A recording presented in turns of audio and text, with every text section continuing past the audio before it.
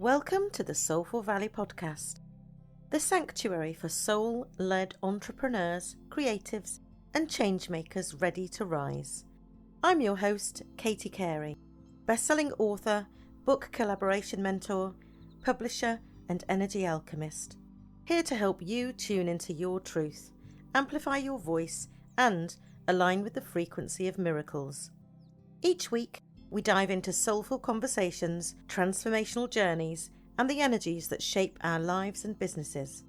It's time to evolve on purpose, because the world needs your light, your words, your legacy.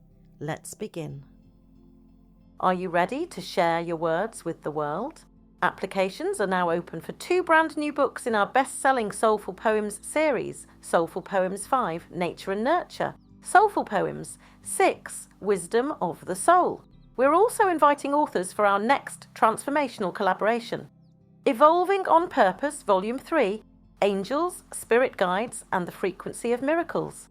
This September is a month of miracles here in Soulful Valley.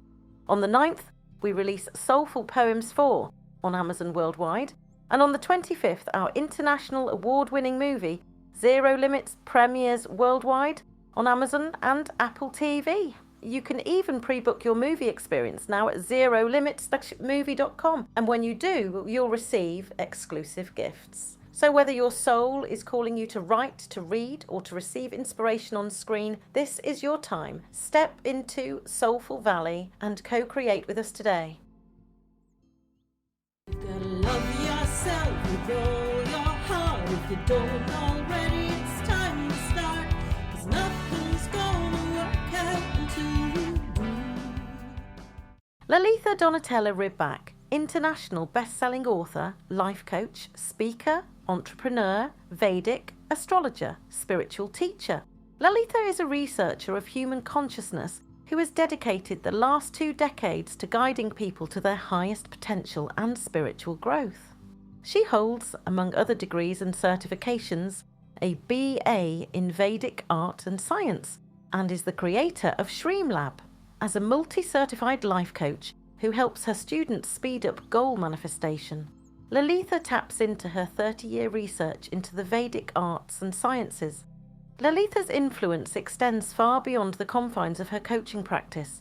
Her international best-selling books, studies with renowned mentors like Deepak Chopra and Dr. Bhaskaran Pillai, and a feature in Dr. Joe Vitale's movie, Zero Limits, have established her as a leader in the fields of consciousness and spirituality. Zero Limits has already received 32 nominations, 18 International Film Awards, and raving reviews from ABC and the Los Angeles Tribune, available on Amazon Prime and Apple TV starting September 25th, 2025. You can connect with Lalitha at streamlab.com/media. Hello, and welcome to the Soulful Valley podcast, Lalitha. Hello, Katie. So happy to be back. Thank you. Thank you It's for great. the invitation. Oh, you're welcome. It's so great to have you back here. Regular listeners will have heard you multiple times on this show, and you Yes. usually start the new year off for us as well with a Vedic astrology. Yes, I've been honored every year with you and your Soulful Valley audience. And for our listeners who are new here, could you introduce yourself and let them know a bit about what you do? Yes, I am Lalitha Donatella Riback. It's a mouthful. So that's my spiritual name, Lalitha, given by my guru. I always am grateful to my teachers. And also Donatella, I was born with it. Riback is my last name. So what I do, I never say I am, because from my spiritual studies, that means a limitation. But what I love to do is helping people experience their highest potential. And I've done so by studying lots of consciousness for 3 decades, and the Vedas and Vedic cultures all together with the sciences, the healing sciences like Ayurveda, Vedic astrology, Vedic numerology, and it's an ocean, each one of those sciences is. But what I'm doing now with you, and you know that very well, I've been writing books about all my experiences, and it's been so fantastic because I've been in touch with higher beings. So I don't consider myself a channel. I am very intuitive. I could call myself psychic, but I don't want to reduce myself to a word. So I would say I write about what my soul wants me to say. With my soul, with lifetimes of experience and desires to convey this, and also to experience it myself, of course, but also to tell the good news of who we are. We're multidimensional beings. Absolutely. And Lalitha, you wrote 5 poems for Soulful Poems 4. What inspired them? Well, I hadn't been writing poems since I was a child. Revelation. I've studied a lot of classical literature. So, of course, all the great poems, all the great poets, all the great authors. What can I say? I didn't follow any rules. I was quite undisciplined because these poems came suddenly. 3 of them, I woke up in the morning and I was feeling some stirring, and I was very upset, and I thought, what's going on? And I had 3 poems already in my mind, and I thought, what's going on? Why? I believe because we are in the golden age. I know it sounds really far-fetched, but it's happening. Millions of people can tell you that, but also it was predicted in all the scriptures, by all the sages, etc. So we've ended the Kali Yuga, the darkest time, when the consciousness drops. And the cow of consciousness is on 4 legs, usually, in the higher yugas, the higher eras of love, intelligence, divine connections, etc. So the cow was on 1 leg in the last yuga, which was called Kali Yuga in Vedic lore. And so that has ended forever for us, for the earth plane, because the earth is evolving. So what's happening now? We are in this thing called Satya Yuga, which is the golden age. Overused words, but they literally convey our higher consciousness, the light that has entered our consciousness, and our shifts. They're happening super fast. You cannot even keep track at the human level, at the rational level. You just have to trust your soul. I want to do this. You have to do it. That's it. You have no choice. So I woke up really angry with these 3 poems, and I don't know what came over me. Instead of having coffee, I went to write, and what came over me was almost shameful. I was so upset. It was like about the Inquisitions, which were more than one. Most people say the Inquisition. No, there were many. And also, and I don't remember any past lives as what they called a witch. No, it doesn't resonate with me. I'm not interested in that kind of occult. But I felt like a million women were killed. Somebody has to speak up. And the goddess wanted me to do this. There's an aspect of the goddess that's quite fierce. So the divine archetype, a divine feminine. Beyond an archetype is the feminine aspect of what we call God, source. So there is also in ancient Aramaic, I guess it is ancient Aramaic, Jesus spoke about the God, the goddess. He never said the Father. That was a distortion of our darker time. Okay, so what happened was the goddess was upset about all the killings, all the injustices, the wars. I didn't plan to talk about Hiroshima. I visited Japan many years ago, and I did visit Hiroshima, and I saw this terrible mausoleum, this terrible stone with all the names of all those who died. It was quite horrific, but I didn't want to put that in my consciousness. I never thought about it. I was indignant like the rest of the world. It was a terrible tragedy, but I never thought about it. And instead I woke up with that and the Inquisitions. And what else? I forget. Some other very, very poignant thing. I don't remember. But anyway, these poems came out of me like a volcano, like a river. I couldn't stop it. And so I wrote whatever came out. I'm sure there was not classical rhythm or matrix. Whatever came out, I wrote. And also I wanted to talk about the golden age. That was very important to me, about the goddess, because she's what love, compassion, beauty, and we have all that inside of us, everyone. About writer's block, I don't really believe in it because it's really our fear. We're all fearful of comparison. It happened to me when I was a child. I was very scared of showing my mother and my father my poems. But when they found them, they said, "Where did you copy them?" So I thought, oh, they are not bad. Indirectly, I learned that they were quite good. So, and that was it. I never wrote poetry again. That was quite strange because I've always written something, stories, and now everything is coming up to be healed. So I believe poetry is a great role for that. And also for us to reacquire the trust in ourselves that we are good enough to speak up our truths and our desires, because we do incarnate for our desires. We want to experience the creation and we want to heal and we want to learn more. We want to acquire knowledge or just use our imagination, as Einstein said, which is more important than knowledge. So I hope I answered the... Absolutely. So I was going to ask you how poetry weaves into your spiritual practice and daily life, but if it was, is this a one-off after many years? Is it not something that you write regularly, poetry? Yes, regularly. It's just happened in time for this book.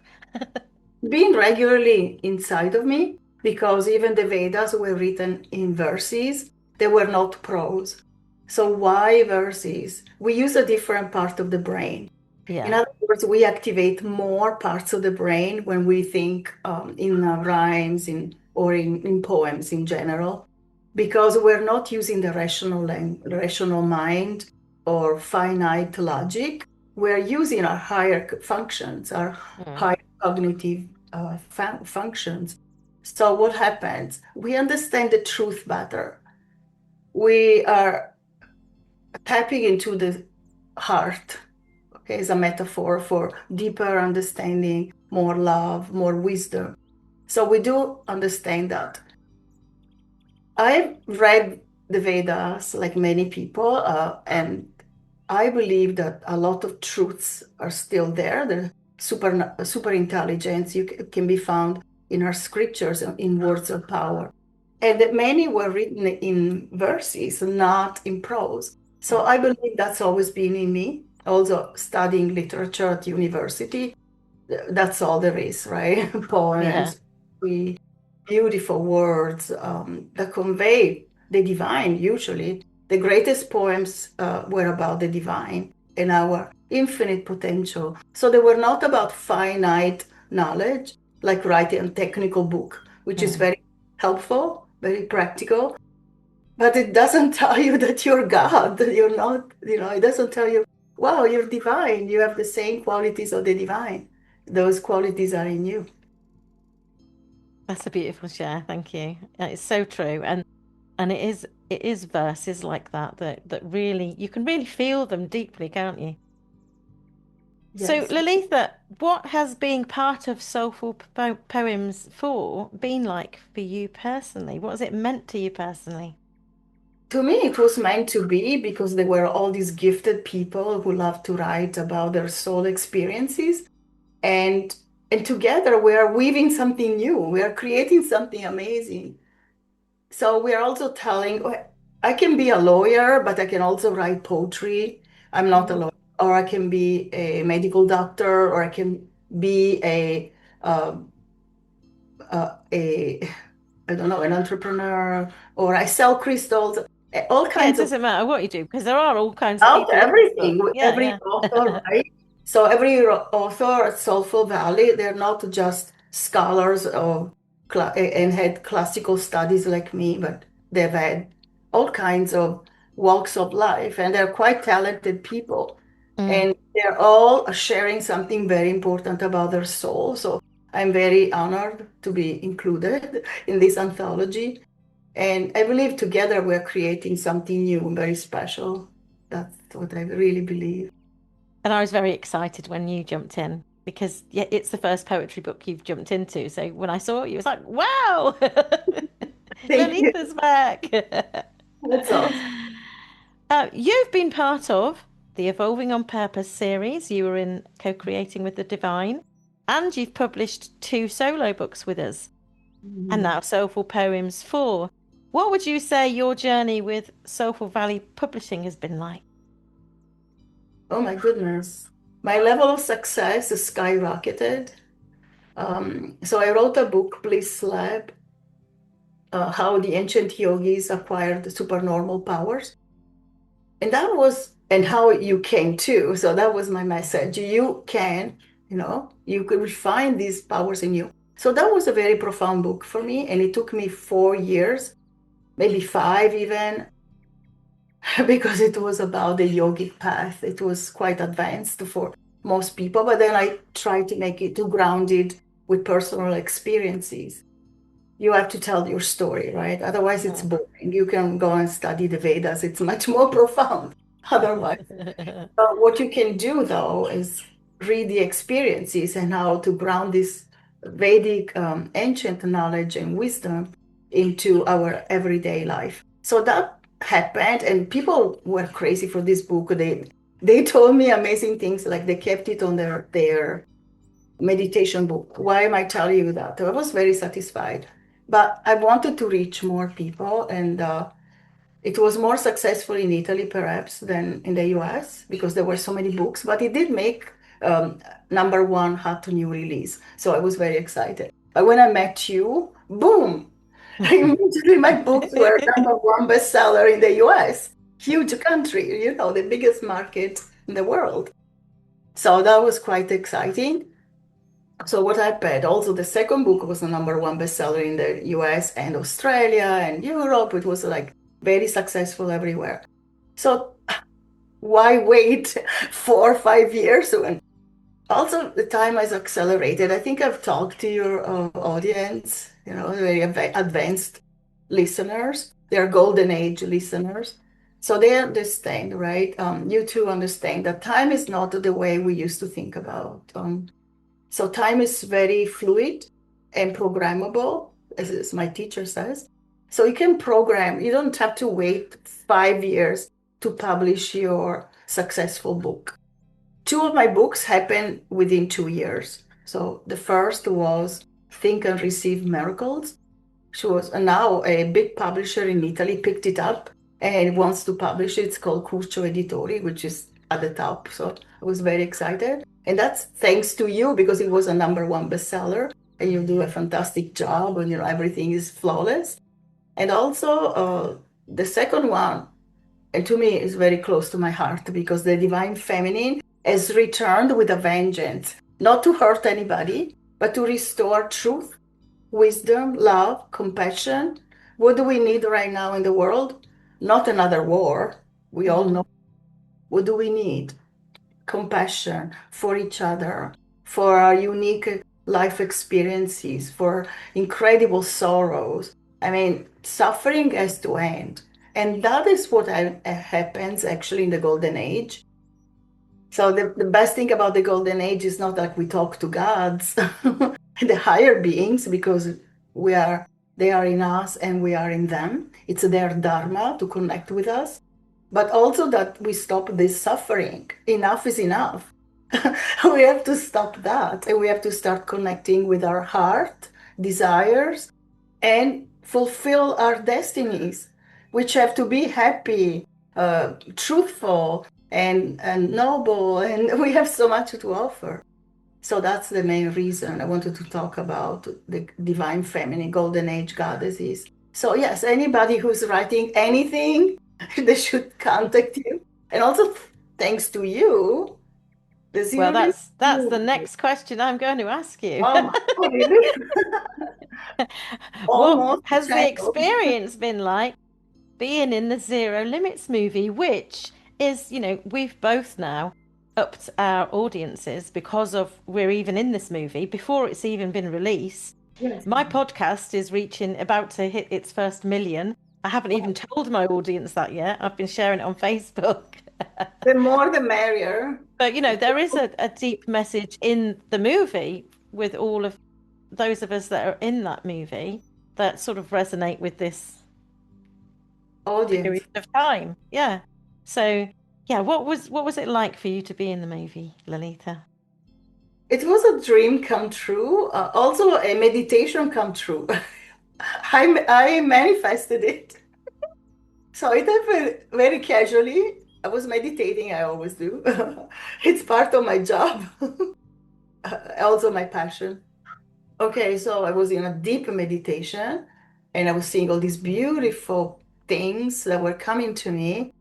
I try to use a mantra to ground it, so I'm not just doing mundane meditation. I try to make it serious so I can grow and understand things better.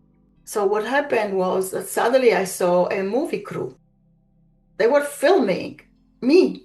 And I thought, excuse me, why? I thought, wow, this is very pleasant because we all do videos, we use our phones, we use our tripods. It's a nightmare sometimes. Maybe you have a videographer. I've had a videographer. It's quite expensive for me. So seldom when I really have a big message, I use a videographer. Otherwise, I use my phone because I need to talk. So, and I see somebody, a cameraman, and I thought, oh, this is so nice. I do want to do that. You know how the mind doesn't stop even in the highest states of samadhi? So you can be enlightened, you still have the mind going, not very fast. Maybe it's subdued, but the mind doesn't disappear until we die. And even then, there are states in which you feel the mind is still there. So what happened was really like delight. Oh, I love that. Okay, so every time I meditated, I introduced it. I thought, why not? And maybe it was a month later that you asked me, would you like to be in the Zero Limits movie? And I thought, what's Zero Limits? And then I found out there was a fantastic book by Dr. Joe Vitale. Does it say Vitale or Vitale? I don't know. Vitale, right? Vitali, I say. I've listened to him introduce himself a few times to try and get that right. Vitale, yes, because the last name is Italian, I believe, so I say Vitale. That's wrong though, because he's a... So I found out there was this amazing book and I read it and I was excited. Yes, I wanted to be in the movie, absolutely. And we're all visionaries. All these people, they're incredibly talented as entrepreneurs and as speakers and also as coaches. And I'm a coach, a life coach, like many people. And we use fancy words like transformational mindset coach, but that means we help people.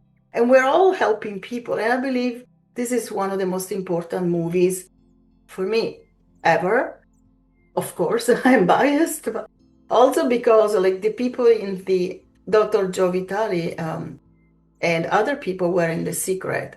Was that perhaps the most inspiring movie of the century? For me, it was. So the law of attraction was huge, right? But there are other layers, and I believe this movie reveals the truth. Okay, the law of attraction is amazing, it's nice, but alone. Like I spoke to someone about this the other day. It's like the gateway, isn't it? It's the gateway. And that movie was 20 years ago almost now, wasn't it? It was in 2006 it was released. So those ideas were pretty new in the Western world at the time, weren't they? But it was a gateway to people opening their minds and their hearts to something different, something new. And I think, now 20 years later, we know more, don't we? We know more. The science has shown us more as well. And and I know that everybody in our Authors Hub who is now in this movie had some sort of a vision to do it. It wasn't we didn't think about it. there were events that happened that we ended up in it. I honestly, when I saw The Secret many years ago, like everybody else, I didn't even dream that I would be there speaking. But I did think, how did they get to this idea? Because I loved it. I started my Vedic studies and yogic studies in 1993. So all these decades, I never really thought, I would be in a movie like that. But the idea was very appealing, of course. And it happened. So we manifested it. We did. It's magical. So what message do you hope that people take away from this movie? There are no limits, obviously, and that's what the yogis say. We are infinite, infinite possibilities, unlimited possibilities. And that's the greatest message that the yogis left us. And they still do because they still exist. Sometimes they're quite secluded. They don't want to be to give their teachings, and so they don't become diluted, but they still support humanity with their prayers, with their rituals, etc. So we don't destroy ourselves. And so the knowledge is in you, right? But what did Einstein say again? Imagination is more important than knowledge, because knowledge, like AI, until it becomes sentient, is finite for now, right? But we are infinite, so even a supercomputer cannot reflect the inner intelligence, the true knowledge of the heart. So what are we doing now? We're bringing back love, compassion. They were always there, but their voice was drowned by so much darkness. So now in the golden age, we get to express our divine qualities. So yes, of course, Ho'oponopono, which is part of the Zero Limits movie, is forgiveness. First of all, if you cannot forgive somebody who has done evil things or painful things, think that you want to free yourself. Don't you want to be free? You cut that cord. You forgive them, so you forgive yourself and you let it go, and it's over. And it doesn't haunt you, so you're free to do whatever you want. So we're talking about freedom and the incredible amount of love and compassion. We can heal the entire world, as Louise Hay used to say, right? Absolutely. And for those that might be listening that struggle with forgiveness because whatever's happened to them, they can't move beyond.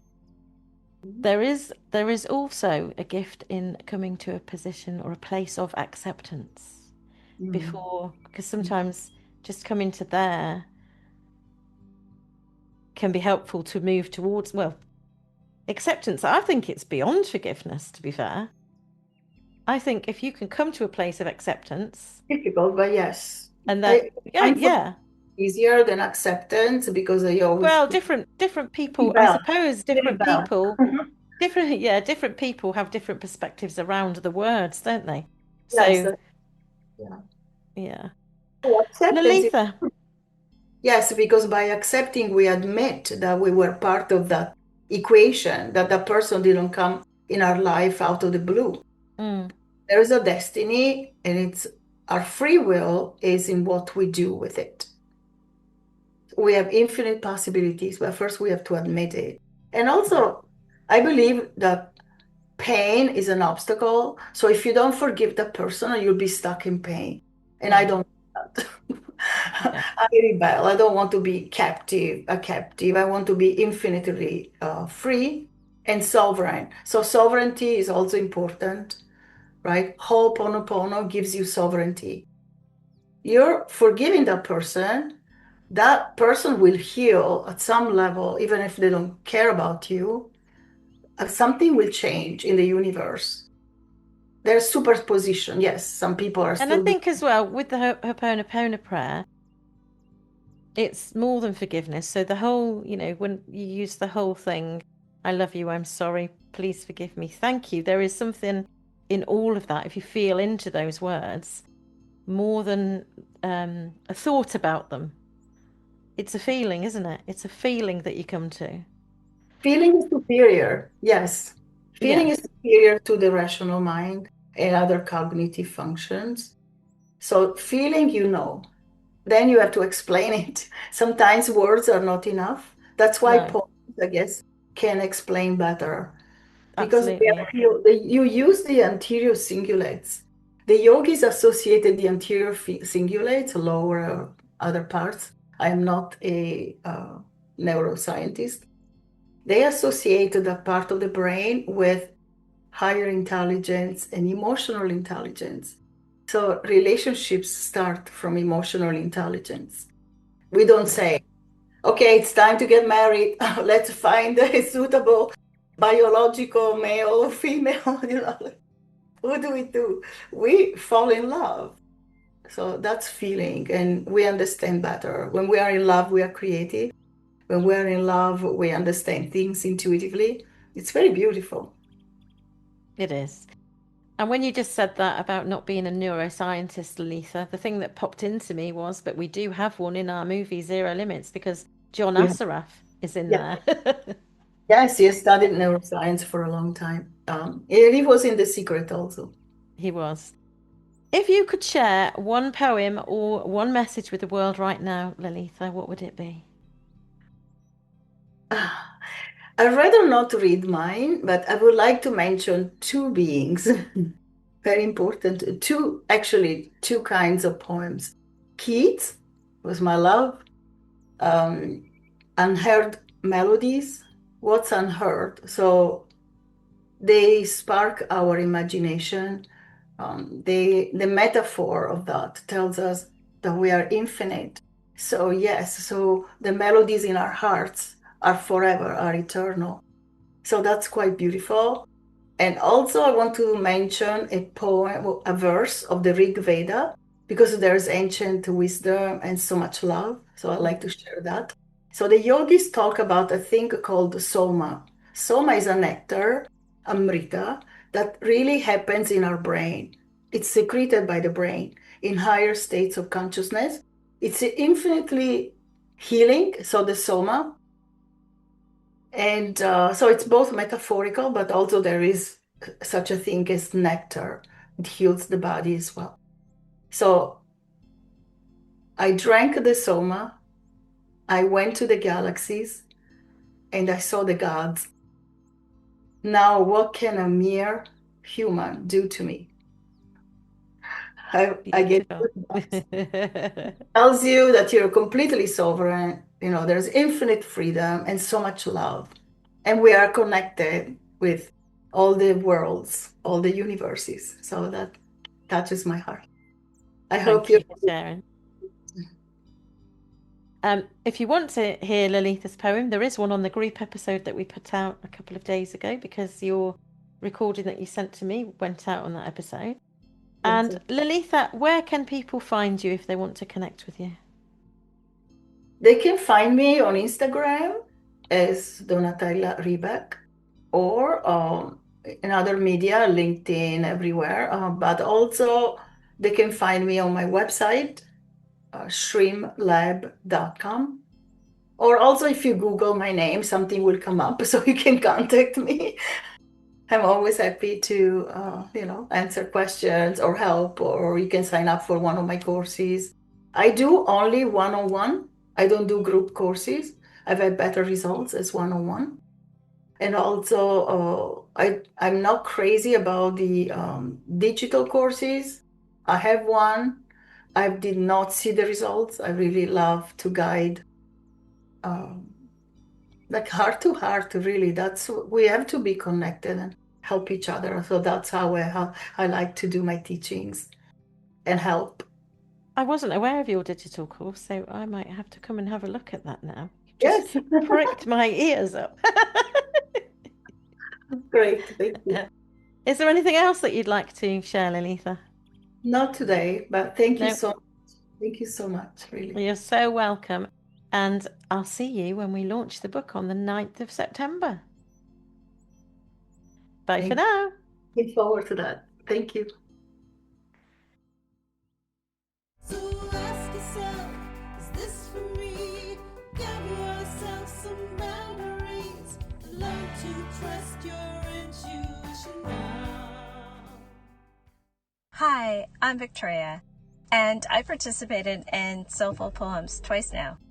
It's been such a magical experience working with Katie and the other writers and sharing our passion and having a place and a voice to let the world know our story and our life experiences. I'm a somatic coach, and I work with clients who are burnt out, who are frustrated, who feel invisible, feel like they don't matter, and being seen again is so important. Thank you for tuning in to the Soulful Valley podcast. If today's episode spoke to your soul, share it with someone who needs it, and leave